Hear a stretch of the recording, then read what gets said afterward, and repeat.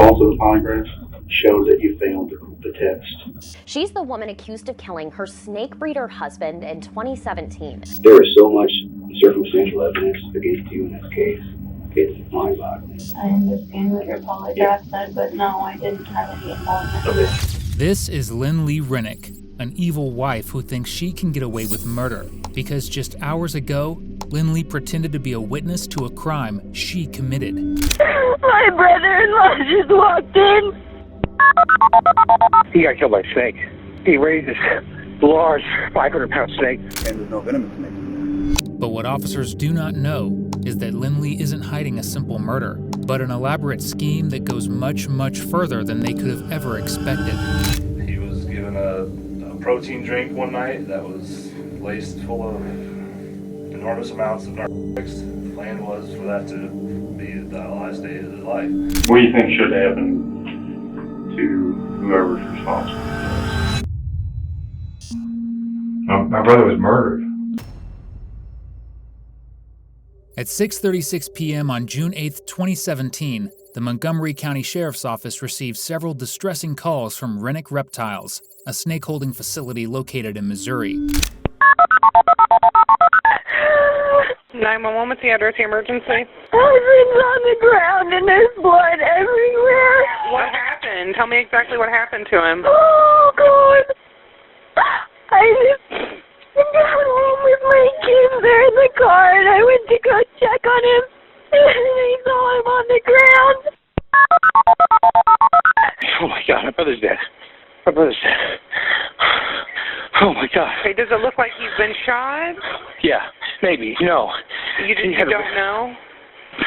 Do you know where the blood is coming from? Head. His head? Head. Oh my God. Are you the only one in the home with him right now? His wife is here. And there's a 500-pound snake somewhere. The two callers were Lynlee Rennick and Sam Rennick, Ben Rennick's wife and brother. Ben was a well-known figure in the exotic animal world. He owned Rennick Reptiles, a high-end breeding facility in New Florence, Missouri, home to hundreds of snakes, many worth thousands of dollars each. At the time of the incident, Ben was in the middle of a $1.2 million sale of his collection to NHL player Robin Lehner, with $100,000 of that already paid. This immediately raised red flags for investigators who saw two likely scenarios. Either Ben suffered from a snake bite, or someone was after his highly valuable snake collection. In either case, officers had to get to the scene fast, and there they would be met with a number of anomalies. Where was the victim found? Right back there where he still is. Is there a blood trail leading to him? Is there anything, Nothing that anything to indicate where? you would think as much for there. Fellas, something got him. Paramedics said there's a bite mark on him, so there's a snake loose in here. So watch your... I don't know why he'd be here. Well, even a small snake, if it's really toxic, They supposedly didn't have any poisonous ones. It's my understanding. Yeah, no venomous one. No. No venomous? No. No, he didn't deal with venomous, but the big ones are all downstairs, but I don't know. On the ground was Ben Rennick, bleeding and clearly deceased. But the crime scene raised immediate questions. Sam had definitely mentioned that there was a 500-pound snake on the loose. If Ben really was bitten by it, then how come there were no blood trails or drops leading up to where he had collapsed? Despite an exhaustive search for any snakes that had escaped, none were found. This left only one possibility: Ben was murdered. And very soon, officers would make a chilling discovery, one that would change the trajectory of this case completely. Lying next to Ben's body were several bullet casings. In total, 8 .40 caliber projectiles, either intact or broken, were found next to Ben. But after an autopsy, investigators discovered that only 6 of these had landed. Most of them were aimed at the head, and due to the nature of the exit wounds, it was clear that Ben was shot from the back. This left detectives with only 2 people they could get any information from: Lynlee and Sam. Since they were the first ones to find the body, there was also an equal amount of suspicion placed on both of them. Were either of them somehow involved in this murder? Or maybe it was both. If not, who was the one behind the killing of Ben Rennick? To answer these questions, Lynlee was the first to be called in for an interview, where she would provide a number of incredibly important statements. The following footage has been provided to us by the Montgomery County Sheriff's Office and the Missouri State Highway Patrol.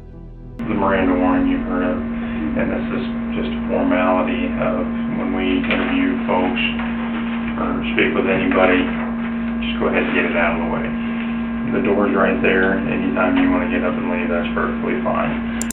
While Lynlee has read her Miranda rights, it's important to understand Ben and Sam Rennick's relationship. Their father, Frank Rennick, had been federally indicted and convicted in a Ponzi scheme where he stole money from investors to allegedly pay for cancer treatments for his wife. In 2012, he took his own life, but not before deciding how his belongings would be divided between Sam and Ben. Ben received the Rennick farm, the home, and the reptile facility in inheritance, and no property was left for Sam. Frank had also paid $1 million into a life insurance policy. From this, he had left a trust for both Sam and Ben, where the two would receive $500,000 each once they turned 40.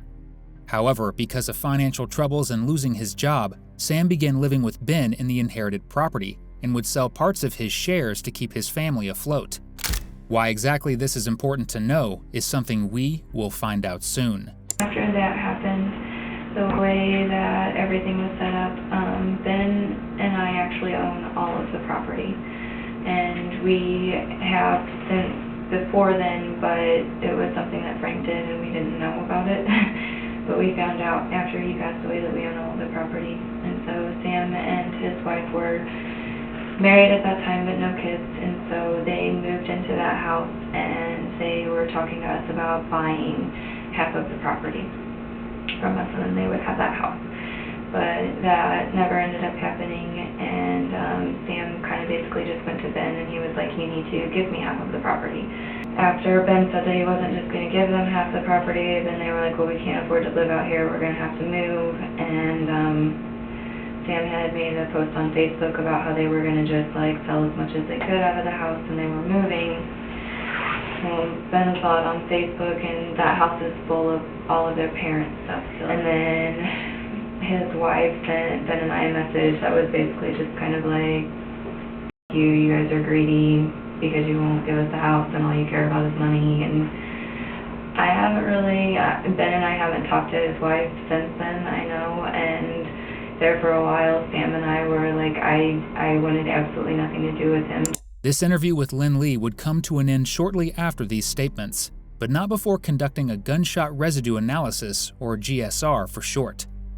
A GSR is a forensic technique that allows law enforcement to determine whether an individual has fired or been in the vicinity of a fired weapon, by determining the presence of a mixture of substances. In Lynlee's case, the GSR test would return negative, leaving detectives with one suspect, Sam. From Lynlee's statements, the puzzle pieces began to fit together. A dispute over property between two brothers, as one felt that he was treated unfairly. This was corroborated by later investigation from detectives, who found out that Ben had wanted to kick Sam and his wife out, but they began paying $1,200 per month to stay and covered half of the utilities. So with these ongoing disputes, one would think that is an open and shut case, with Sam having some degree of involvement. That is, until you see Sam and his interaction with detectives for yourself. Devin and Matt? Yep. Thank you. Probably the easiest way to do this, because kind of a lot's gone on here, is just for you to tell us in your own words what occurred. I work in Winchfield. It's already 45 minutes, hour east of here. And got off work, picked up babies for my wife and her new boyfriend. We just moved to Winchfield. Took the kids back to the farm. I got to Ben and I were going to meet a babysitter. I was interviewing a babysitter. My wife's running off to Chicago with a boyfriend. And I needed someone to watch the kids for tomorrow. And Ben and I both were actually going to meet the Harlans, Mandy and Gracie, out there. Ben texted me at 3 p.m. saying that he couldn't make it. He had something to do with Lynlee's father. I got that. I get home at 5:45, and the red car's there, like it always is. Didn't think anything of it. Get to the house. Harlans get there about 6:30. 6:45, Lynlee calls, screaming. I can't make any sense of what she's saying.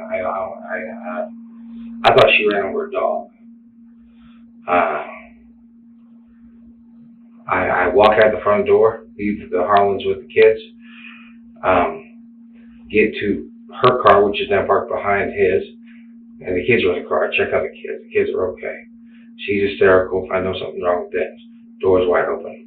I go in, and first I thought he got killed by a snake, or he's stuck somewhere with the snake. And I immediately go downstairs through the front door. I run downstairs. That's where all the big snakes are. Can't find them. I do a full 360 around the room. Downstairs, can't find him anywhere. Come back upstairs. Go back up first. Hey, he's not here. And then she points to the back of the room, and I go to the back and I find him. And when I find him, he's face down on his belly, with his arm. There's blood everywhere, and all over the floor. And I see he's got a laceration on the back of his head, and some on his side, and on his arm. I try to feel for a pulse. He's warm, but he's blue and pale. And I flip him over. I grab him by his arm and I turn him around, and I see his face. And his face is all f***ed up. But at that time, Lynlee gives me the phone, and I'm talking to the 911 dispatch. I'm freaking out because I think there's some goddamn snake somewhere. And I checked for a pulse, and I could feel something moving around in his chest, but he wasn't breathing. And it was right after I flipped him over. I don't know what it was. Considering Sam's statements, it shifts a reasonable degree of suspicion from him onto Lynlee. If she was the one to discover Ben, it is odd that she chose not to call 911, but rather Sam, almost as if she wanted to prepare him as the scapegoat in this entire situation. This is probably not related to this event with Ben, but it's definitely viable information. Frank had a lot of people that he, robbed of inheritances generationally, in the millions of dollars. But we were worried they were going to run, so we got involved with these. Were you Jewish? Frank got involved with this group of Jewish people. Attorney, state attorney, loan shark, realtor, insurance person, all those things I got circled. They took good care of us after Frank passed. But one of them, who's Ben's finance guy, will be relative to this for sure, because he's involved with all Ben's money. His name is Charles. Chuck. We have a long history with Charles. Not a fan of him. We don't get along. He was a trustee for both my two trusts and Ben's trust when Frank died. Frank didn't want that, but Chuck weaseled his way in, and we had a 13% 1-year mortgage for 5 years with him during the civil suit thing, because he wanted to keep us safe for a fee. And Ben's been just, and Chuck comes with a $500 friendship every month just for being his buddy. Anyways, I found a new trustee. Ben still works with him. He's a consultant. He helps Ben with managing his finances. He is Ben's trustee. He would be aware of Ben's financial transactions. He's in D.C. right now. He's coming back. Spends a lot of his time on vacation. Charles and Chuck refer to the same person. a man deeply connected to the Rennick family. Originally, Chuck served as Frank Rennick's financial advisor. After Frank's death, Chuck continued to manage the trusts he had established for both Sam and Ben. But Chuck's role didn't end there. There was another $1 million life insurance policy, one that was opened by Ben in 2015. This was completely separate from anything left behind by Frank, and there was only one beneficiary: Lynlee Rennick, Ben's wife, a death benefit that Chuck routinely recommended to couples as standard financial practice. And from the way Sam speaks about him, it is clear that the two didn't exactly like each other. I think there was a dispute over we were going to split the farm up, and there was this argument about money, how much money I'm going to give him, 50% of the land, and that was all before I decided I can't afford this land even if I buy it. So that was all prior to the plans of moving. But ever since then, back in the day, that didn't help things. My wife said some nasty things to Lynlee that she shouldn't have, and Allie had plenty of opportunity to apologize, and she never did. And I was not happy with Allie about that. I apologized for Allie. I went up to Lynlee's business, brought her a bunch of baklava, and kissed her ass a bunch of times trying to make up for Allie, but Allie's stubborn. Sam, did you have anything to do with the death? No. Anything at all? No. I can't imagine it. No. The answer is no. I'm wrapping my mind around all this now, but I know you're going to ask me certain questions. I have no idea what happened to my brother. What do you think should happen to whoever's responsible for this? You mean if I find him, or I don't know. My brother was murdered. I don't know. I got some ideas. Yeah? I'm not going to do anything stupid. I'm not asking you if you're going to do it. I'm asking you what you think should happen. I'm an avid believer in death penalty. Throughout this interview, Sam not only expresses his intent to reconcile with Ben, but afterwards also took a polygraph and GSR test, which he passed. Ultimately, this left detectives puzzled. Both Sam and Lynlee had passed the GSR tests, so who would want to kill Ben? Fortunately, detectives soon got their answer. Barely 30 minutes after Ben was shot and killed, at 7 p.m. on June 8, 2017, Lynlee called Chuck and wanted to file for the $1 million left by Ben. This wasn't just suspicious because Lynlee made the call so soon after Ben's murder. It was suspicious because of how much she stood to gain. At the time, Lynlee was running a failing business, Essentia Spa, a massage and wellness center she owned and operated.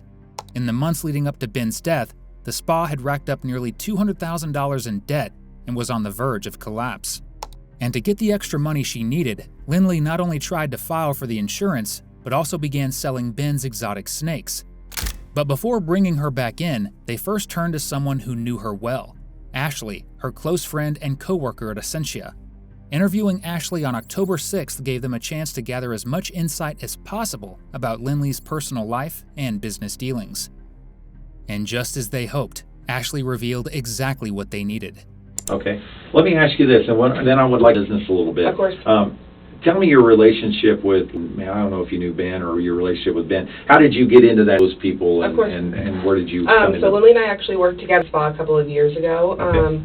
And so she had kind of talked her own spa, and it was just kind of an idea. And I actually moved for a little bit. The guy I was dating at the time had an internship there. So it was kind of left, you know, if I was going to stay, I would work for you, but unfortunately I'm moving, all that stuff. Sure. Pulled me back because that relationship ended. Okay. And so then I contacted, she still had a position open. And so then I just started off as like front desk, just kind of merged into the manager role. About when did you? That would have been June of last year, 2016. Did she ever express any problems that she and Ben were having, or what her kind of thoughts were future of that marriage or anything to you? Yeah, she did. I mean, I'm sure that you know she was having an affair, affairs actually.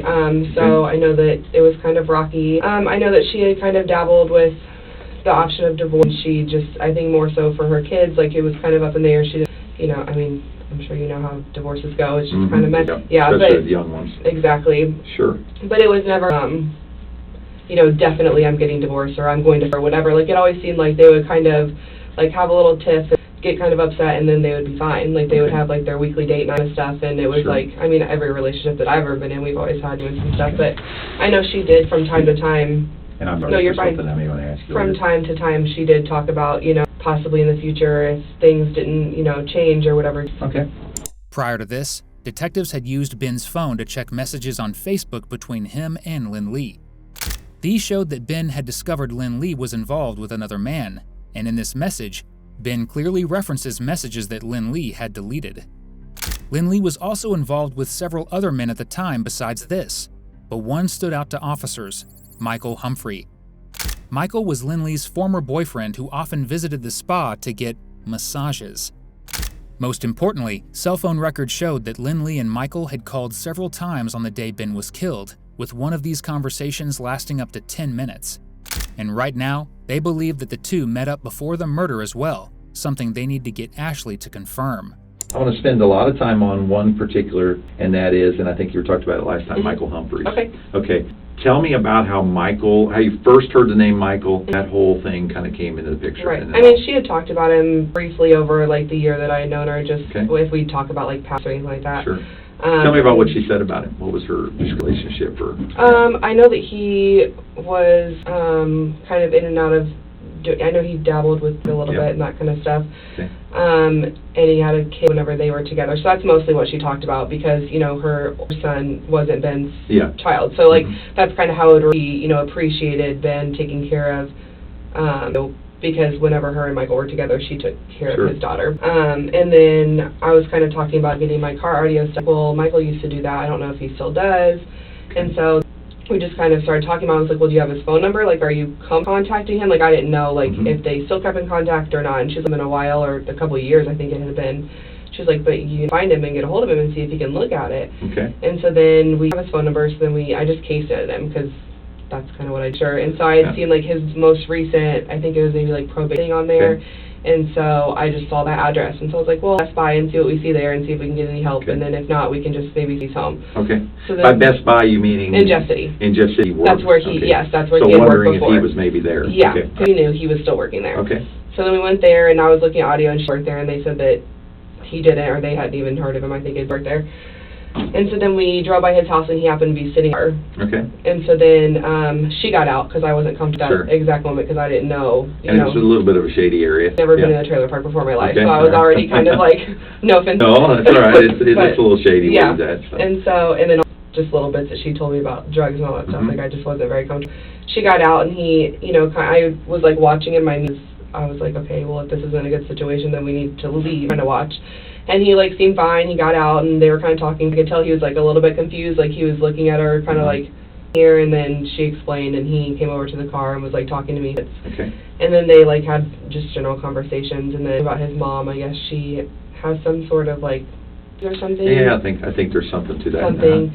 And so he used to give her massages. So he was saying that he had heard her advertisement on the rinse back and, you know, congratulated her on her business and all that kind of stuff. And actually started coming in and getting, I think he got one massage. And he had one scheduled, and I had to call him after Ben passed and let him know that to be in to do massages anymore. Okay. I'll ask this straight out. Would it surprise you, or what would be your thought if someone said that Lynlee had something to do with this? What would be your gut reaction to that? I would be totally shocked, I think. Very much the type of person that, she's very spiritual. I actually had any conversation with her Very about to little. meet her. Very Yeah, little. but she's very much like, put into the universe, you get back twofold. So, I mean, her and I are very religious, where she's very spiritual. Sure. And so I never really understood situations like this. I feel like if she believes that, it's wholehearted that she does, and there's absolutely no way that she could ever even think about it. While Ashley's interview comes to an end here, do not forget the two individuals she mentions, Brandon and Michael Humphrey. They will play an incredibly important role in Lynlee's story, which has now gone down the drain. Between her attempts to claim the life insurance just minutes after Ben's death, her effort to sell off his valuable snake collection, and a documented history of infidelity, Lynlee had become a primary focus for investigators. This is why, after Ashley's interview, Lynlee was subjected to a polygraph test where she was asked 3 major questions. Her answer to all 3 was a resounding no. When detectives reviewed the results, they found that the probability she was lying was greater than 99.99%. Now, armed with these results, Lynlee is called in for an interview, one final time. Okay, how do you think you did, Lynlee? Okay. I scored the charts, and I didn't need to take any more, collect any more data, because the data that was there was very, very clear. Okay. And so the results of the polygraph showed that you failed the test. Every question that I asked you concerning the relevant issue, which is whether you were involved in any way, when you answered no, it showed that you were lying. And so here's what we got to figure out. What I want to know, and I just want you to sit there and listen to me real quick, okay? I need to find out if you're sorry and if you promise not to ever do it again. Now, here's the thing. I know now, we know, and I told you at the beginning of the day, that we would both know at the end of the day whether you had any involvement in this whatsoever. And what I know is when I ask you that question, did you shoot him or did you plan to participate in any way, that when you answered no, that was a lie. Okay? So what I need to figure out is whether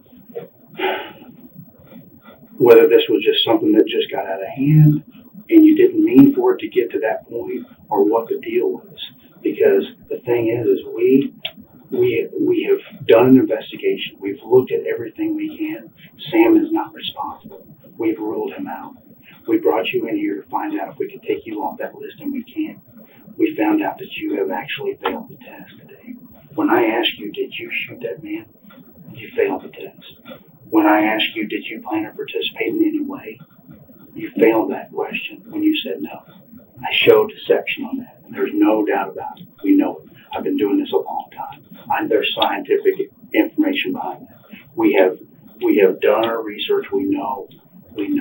There's a team of investigators talking to other people right now that were involved in this. And normally the first person to talk about what happened is the one that gets the deal. Okay? Do you understand that? Okay? We've got people talking to other people, and you know damn well who I'm talking about. The people that were involved in this. Okay? So the best thing for you to do, Lynlee, is explain to us right now. Your chances right now of explaining it are better right now to tell me. I know that you were involved in this. We know it. We know it. Because when I ask you to just hear me out, what I need to know is if you're sorry for doing it, if you promise never to do it again. The reason I ask you that is because you failed those questions on the polygraph. You failed. You know what that means, right? It means that when I asked you, did you do it or did you plan to participate? When you said no, there was such a reaction. And the thing is, the reason there's a reaction is because you know it was wrong. You know it was wrong, and you know that you were involved in that. So do we. We know that, Lynlee. We know it. We just need to figure out why. We know that you and Ben didn't have a real good relationship there towards the end. We know that it was financial. There was financial problems. There were some other issues going on, and we just need to find out why this happened. We just need to find out why. Well, that's the thing. We just need to find out. I can't explain why I just failed that, but I didn't kill Ben and. Well, I didn't say you killed him. I said that when I asked you those questions, there was a significant reaction to that. I've been doing this a long time. It's really hard for me to hear that. Yeah, I know. I found out that he was shot, not by people telling me, in my driveway with a news article. Right. Yeah. And even thinking about that, just hear me out. horrible. Hear me out. But you knew that coming in today. And the purpose for you coming in today is to take you off that list of people that were responsible in whatever way possible. And I had to administer that test for you to get you off that list. I understand. And I gave you a fair test. And we covered all those questions. And when I asked you the question about did you plan to participate in any way, you failed when you said no. You had a significant, I'm telling you, and I'm not blowing smoke. I'm telling you the God's honest truth. I'm not here to do this. If you would have passed, you'd be walking out of here right now.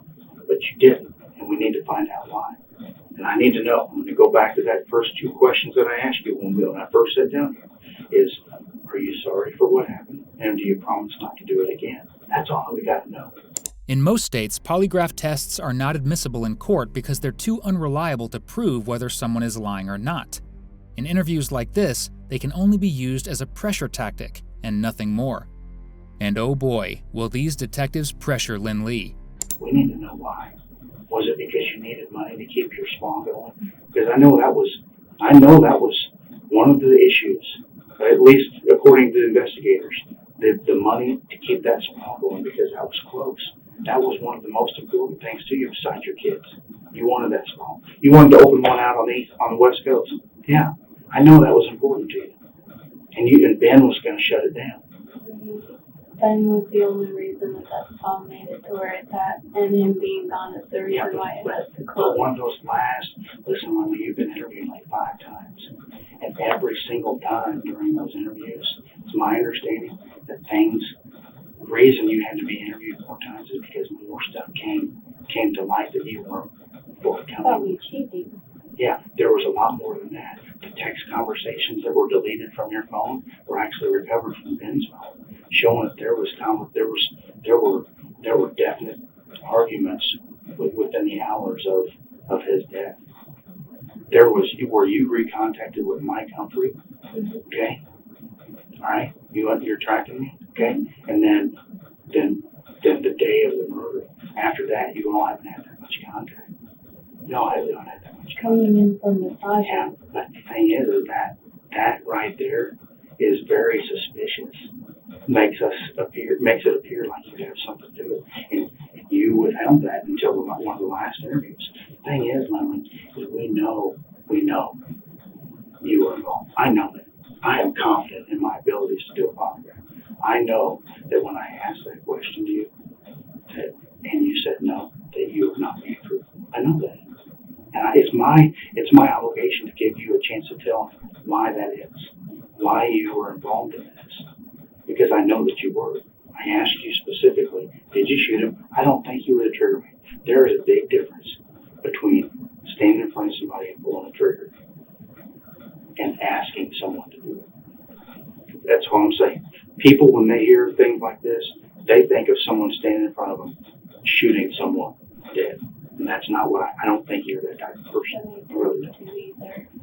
But I don't think you stood in front of them and shot him. I think you probably talked to somebody about it, and maybe they went and did more than what you wanted to do. I don't know. All I'm saying is, when I asked you the question, did you plan or participate in the death of that man? That was a specific question that I asked you, and you had a significant reaction. I'm sorry, I can't explain that, but I didn't plan my husband. We know you did. We know you. I know at some level you talked to someone. You talked to someone, and I've got people. There are investigators talking to other people right now. Okay. And I hope they find who did it. Yeah. Well, what I'm telling you, Lynlee, is you failed the test. You failed the test. And guess what? I'm going to write a report, and I'm going to send that in with the case file to the prosecutor, showing that you failed the polygraph exam. When I ask these questions, and they're going to be like, why did Lynlee fail those questions on that test? Why? Why did she do that? You know what they're going to say? They're going to say she had something to do with it, and she didn't have the courage to step up and tell why she did what she did. This is huge for you. This is a turning point. This is a turning point, Lynlee. I know that you were involved at some level. I know it, Lynlee. I know it. You were. We know you were. We're past that. We are way past that. I wasn't involved. We know you were at some level. We're past that.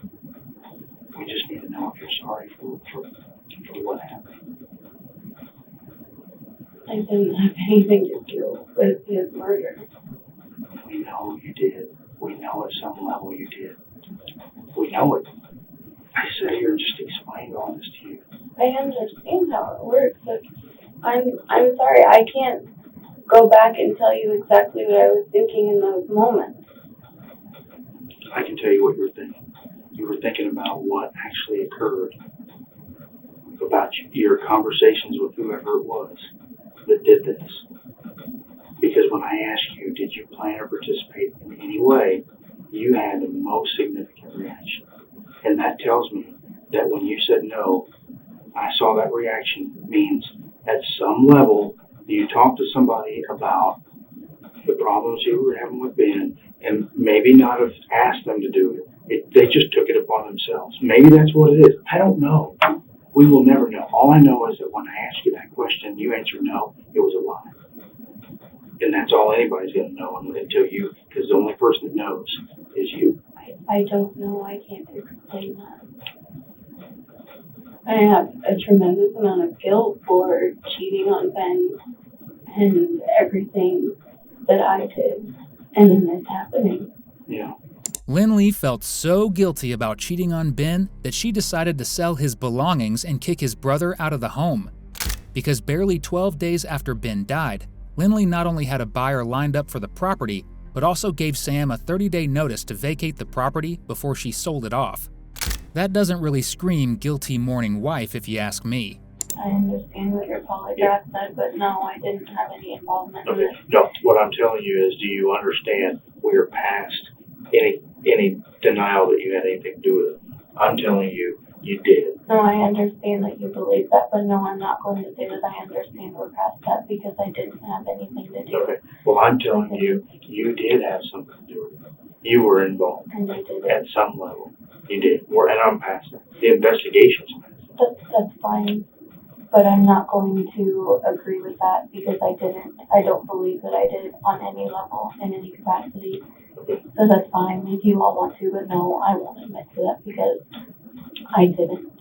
Okay. Am I going to be able to pick my children up from school? What time? I need to leave here by 2:30. Yeah.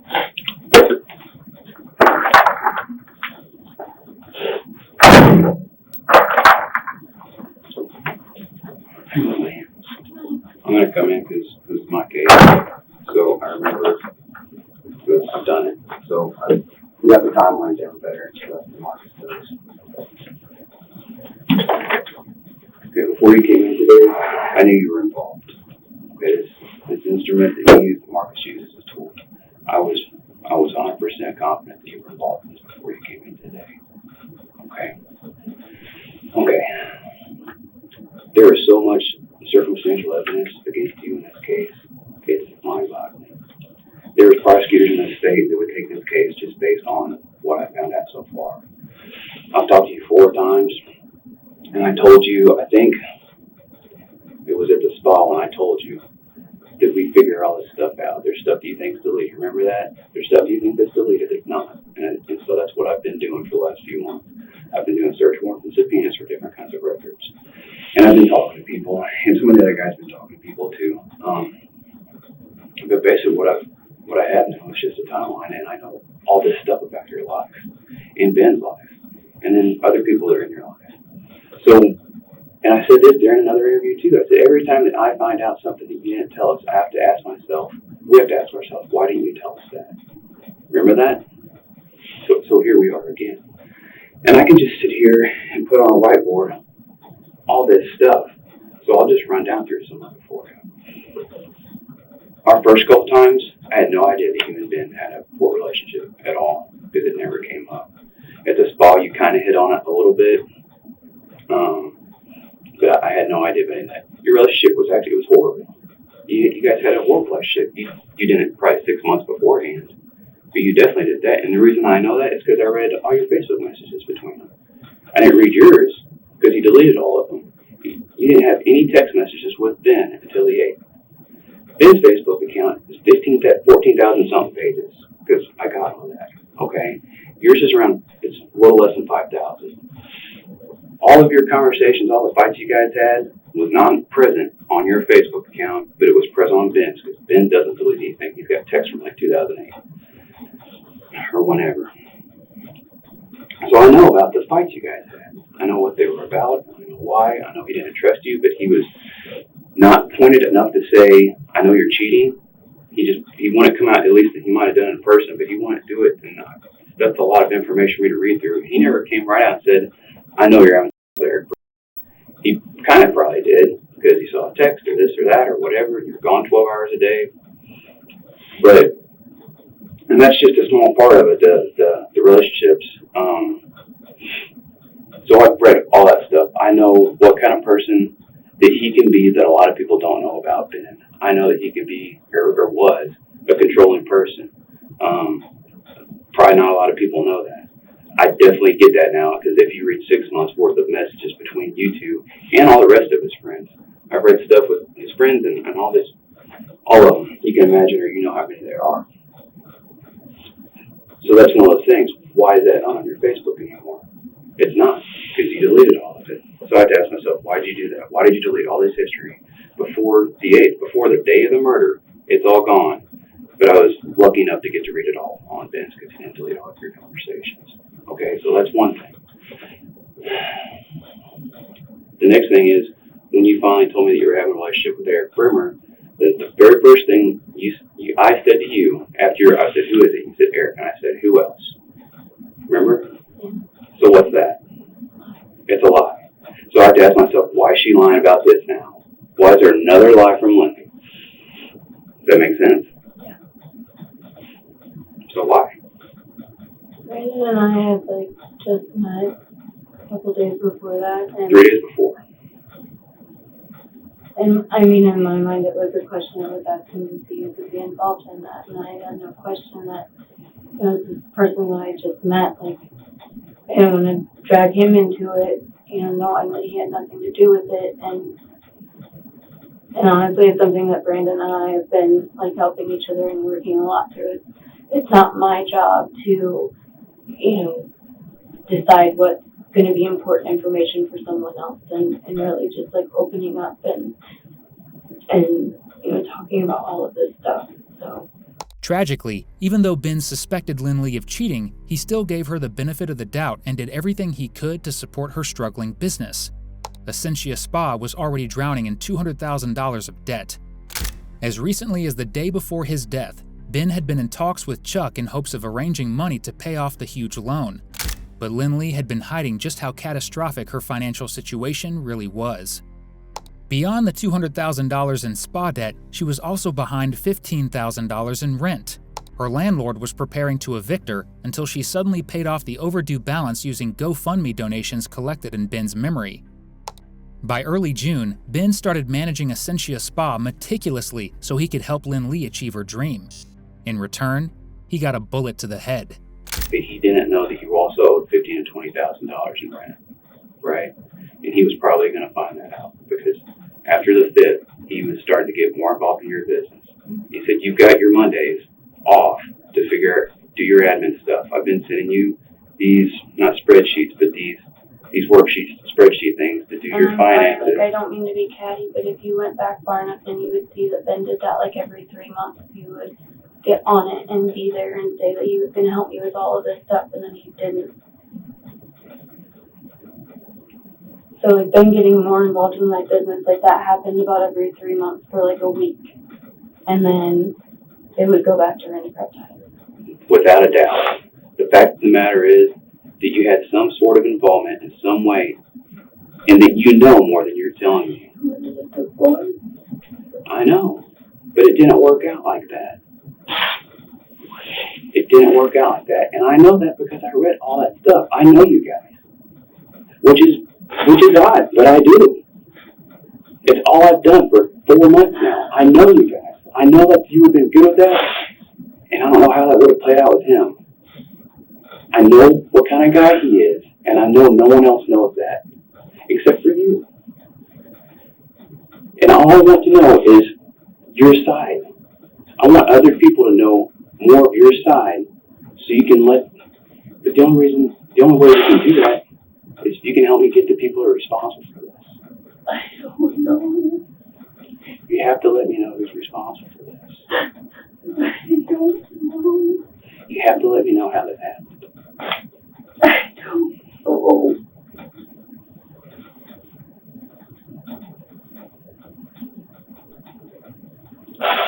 Lynlee, how did this begin to happen? What do you mean? How did this ball start rolling? What? What do you know about what happened? I don't know what happened with this. Who did you tell you wanted out of that relationship with? Who Who did you tell? My friend. Who? Rebecca knew, and Ashley knew. Knew that you wanted out of the relationship with Ben. Yeah. You wanted to end the marriage. Who else? I talked to Eric about it a little bit, but we didn't talk about it a lot. So all we have, and the case file is not in here, but all I have is a case file, and it's this big. It's a binder, and it's this big. And the first inch or so, like the first month, we were doing everything with everybody, and the rest of it's about you. It's just facts. It's all facts. It's just cold, hard facts, and that's it. No one knows your side of the story because that's all we've got. Does that make sense? That's all that thing is. So that thing, is it handy? Mm-hmm. All that thing is cold, hard facts. And most of it is you. It's stuff that I've done to get you here and it's brought us to where we are today is what I'm saying. And that's all it is, but no one knows what's in your head. I can't really talk to anybody about it because everybody just thought we were so perfect. I know. And I don't want people to know. This is it.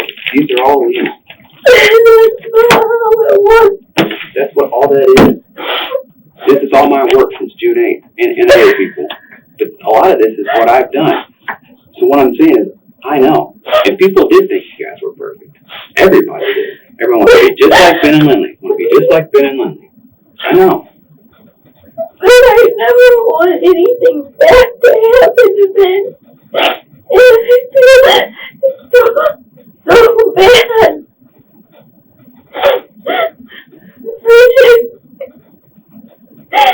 Cheating on him. And I know that just took more of my time away. And I'm talking about a divorce. And then this happening. Lynlee, it's too easy for me. There's too much. This polygraph, it's science. It's too easy for me. This is all fact. That instrument is fact. It's just cold, hard facts. It's the same thing as people thinking you're perfect but not knowing. That's what this is. It's all facts but not knowing why. Not knowing who. I know that's not exactly what you wanted to have happen. And I'm the person that wants to go hold the people that did that accountable for it. I want to know who did that. I want to know who I need to go talk to go down that route.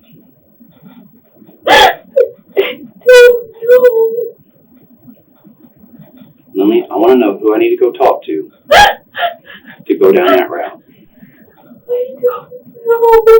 All I have is this case, this entire case, all these leads, all these interviews, all that stuff. It's all cold hard facts. I know a little bit about your side of the story, but I don't know everything. I know he was a controlling person. Not everyone knows that. When this gets written up, it's not going to be Ben was a controlling person. That's not going to be in a report when it gets submitted.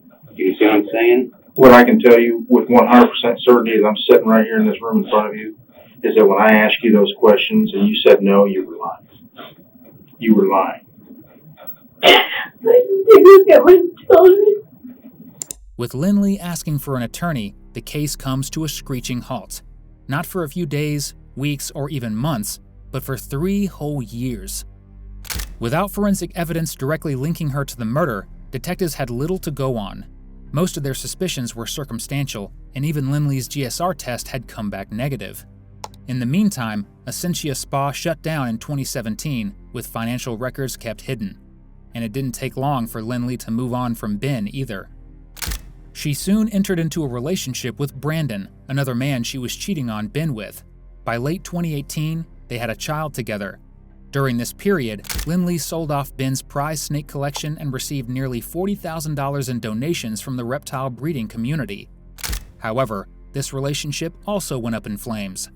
In 2019, Lynlee filed a restraining order against Brandon for stalking and harassment.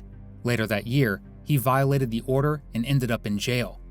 This decision would come back to haunt Lynlee.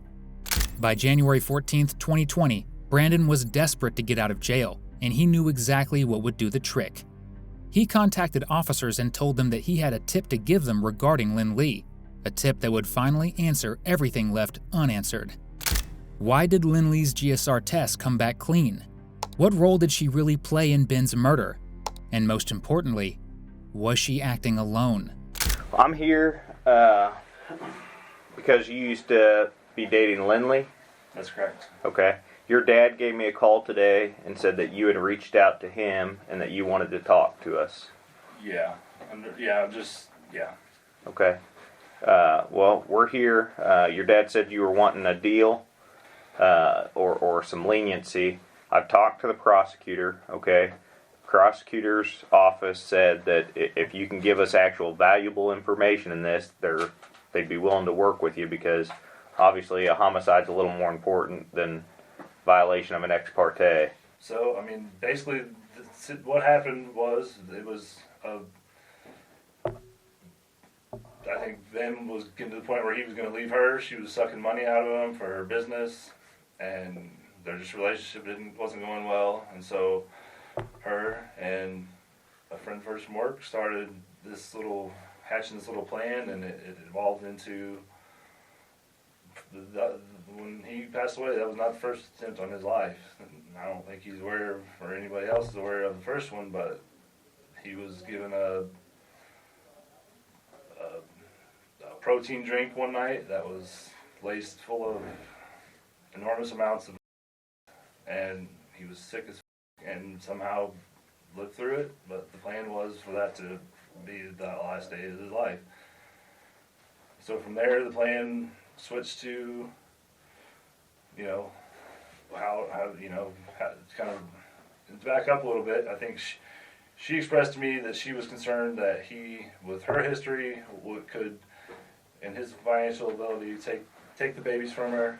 He could, slip something into her drink one time, and then get the process started and have her drug tested and prove her out to be an addict, all this stuff, which I think is bullshit. I think that was just talk, as far as the allegations against him and in her sleep.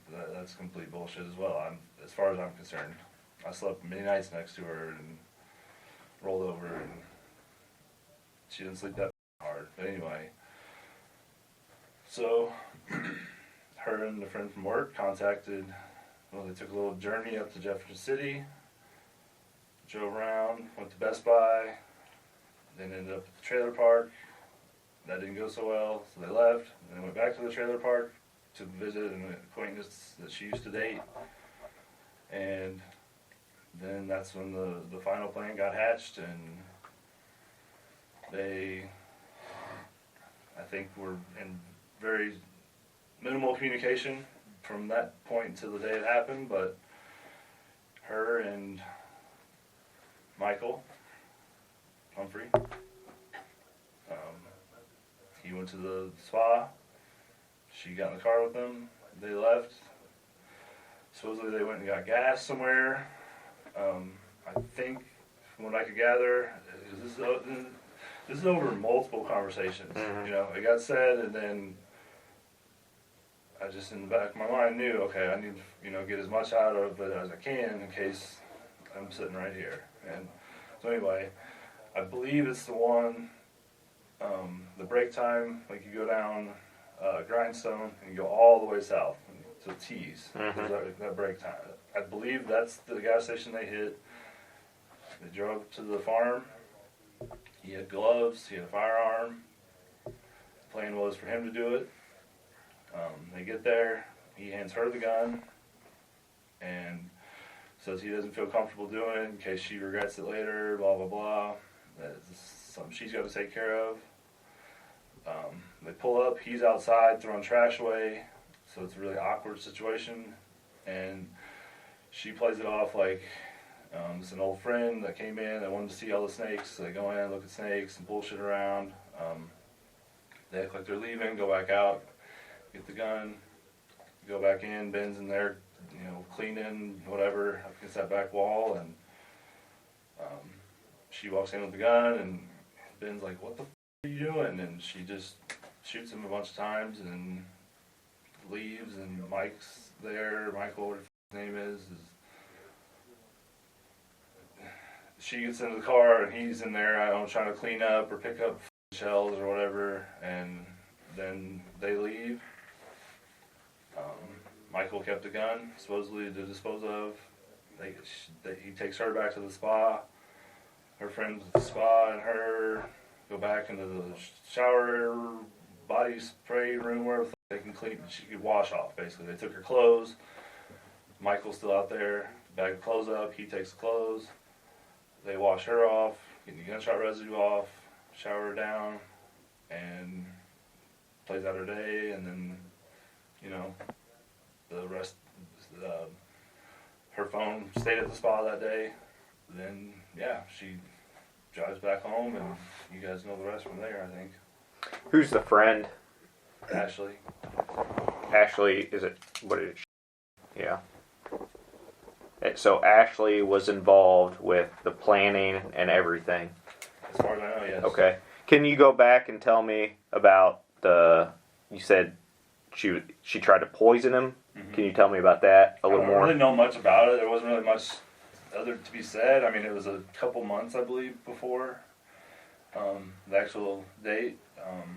But yeah, she just said that she got some, I can't remember exactly what she said, some, pretty intense, like Oxycontin or something like that.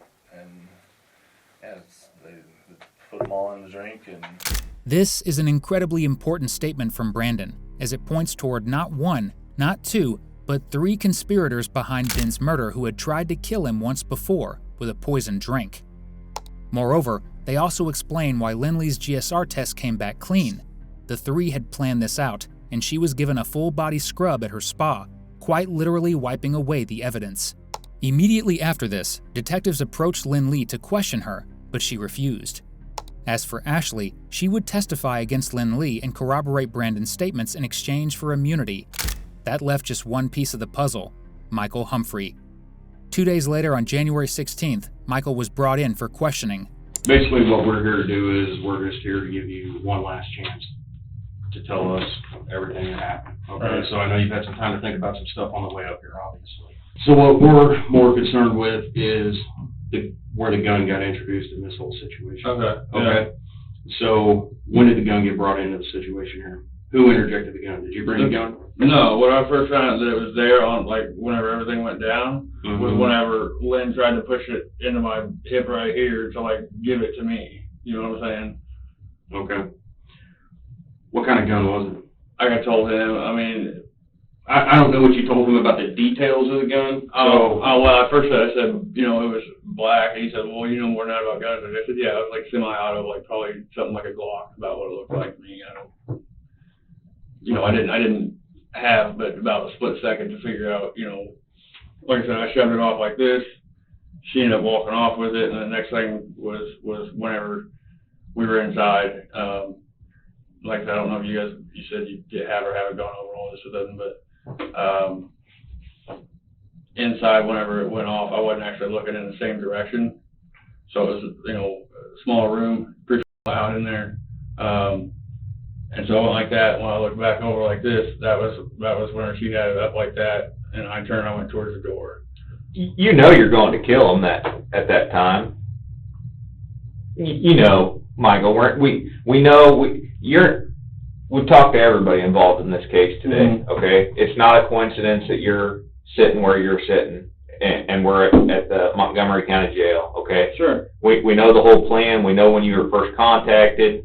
We know everything. We know that on that day, you were supposed to come that morning, but you had car problems, and you kept pushing it back. But the plan was to kill Ben Rennick that day. We know that. That was the end goal.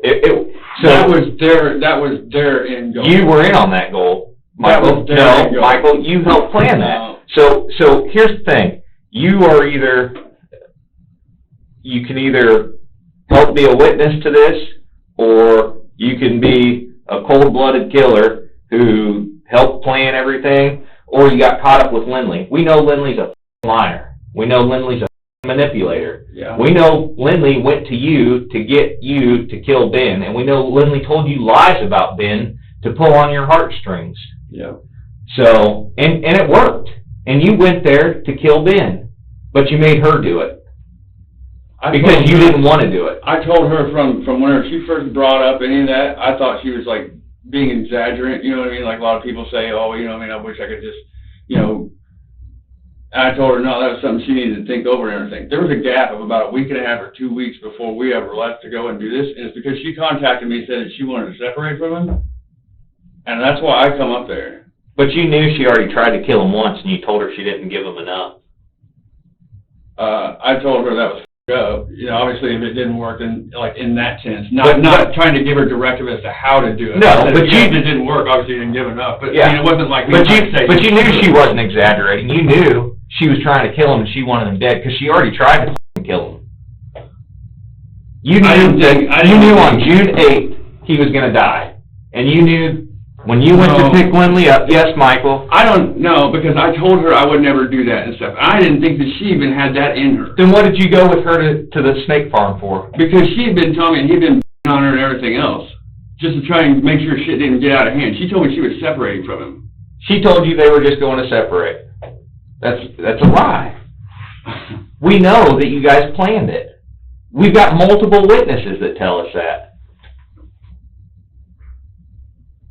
Well, their stories have been worked out ahead of time. No, their stories have been corroborated. The stories that were worked out ahead of time were the radio bullshit, the phone call about, hey, we're canceling massages, and you saying, oh my God, Ben's dead? I didn't know that. You knew Ben was dead. You said that when you were called from the spa phone, and you were even interviewed about that, and you lied about that. That story was worked out ahead of time. The stories we heard today were the first time we've heard the truth in this. We've been working on this case for 2 years. I understand that. The stories that were worked out were stories between you and Lynlee and Ashley and whoever else at that spa. Those were the stories that were worked out ahead of time. I told you guys whenever she called me, she said, well, they're coming around to interview all of our clients, da-da-da-da. I told you guys that Ashley called me and told me that. And she called you and told you a heads up that police were coming. And she called you because Lynlee asked her to. Because I told you guys she called me. I don't have nothing to hide on that level. There wasn't nothing worked out upon that. I told you guys it was weird that she had called me and then let you guys know that she did. I gave you guys the number that she called from. We already had that information. I'm sure you did. And you're still not telling us the whole truth. So that's why we're sitting here in this situation, and you're going to let Lynlee continue to manipulate you and control you as you sit here in jail for first-degree murder. You're going to let her control you because she's a sociopathic liar.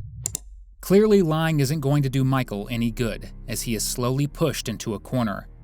Right now, the most important piece of information he can provide is the location where he dumped the gun. Because if investigators can find it using his statements, it will only add to the mountain of evidence against him. When we leave here, we're not coming back to talk to you again. So that's what you guys need to know from me, is whether I got thrown out the window or not. No, we need to know where the gun came from and how everything actually went down.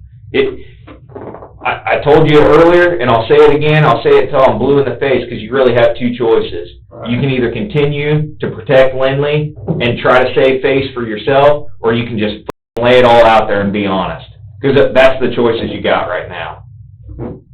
But I can tell you right now, before you even stop, when you tell a lie, we know this case inside and out. And we know every lie that you're about to tell, and I'll call you on bullshit. I don't care. I've been up all day. I've been up the last 72 hours working on this case. Okay? The rubber meets the road right here, and it's your only chance to cut the bullshit and tell what happened. We know Lynlee. We know she's crazy. We know she's a liar, and she manipulated you. She manipulated a lot of people, and Ben Rennick is dead because of it. That guy did nothing Where'd the gun come from? Did you get somebody to get her the gun? No. At first she told me it was going to come from Ashley's boyfriend. That's what she first told me. Where it actually came from, I don't know. I mean, that's 100% what I mean, I don't know. As for where it went, it went out the window, but Where at? one of the bridges on the way back. Like probably the third one or something. Second, third one, somewhere in there. Who threw it out the window? Her. Okay. What's on the bridge? I mean, is it over water? Is it over It looked like there was a little bit of water underneath it, not a ton, but a little bit. It was like one of them concrete railed, a good 20, 30 foot up probably. You talking like on the interstate? You talking on the side? Yeah, Okay. on the interstate. Third bridge on the interstate? Or third bridge On altogether? on I-70 or whatever it is there, yeah. Okay.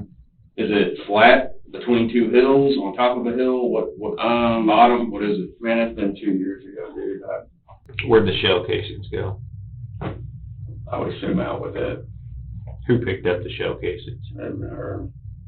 Okay. Why are people saying that you picked up the shell casings? That, I don't know. I seen them in her hand when we were in the car, but I didn't pick them up. I was the first one out the door once I heard one shot. How many times did she shoot him? Like I told him, there was a second one probably when I went out the door, and then it sounded like and this has been 2 years, one or two more once I was outside. What did she say after you guys got back in the car? We need to go, we need to go, we need to go. And so, it probably wasn't but a half a second, but I do remember kind of being hesitant to put the car over into reverse and stuff, and then she started just, we gotta go, come on, we gotta go, you know what I mean? And so I just went up through there and tried to drive like no idiot, no, squealing tires or no crazy shit or anything like that. We got on the highway and everything, and she said she felt nauseous and shit and felt sick and everything. She put her head on the dash and everything, just like on the ride back, put her head down.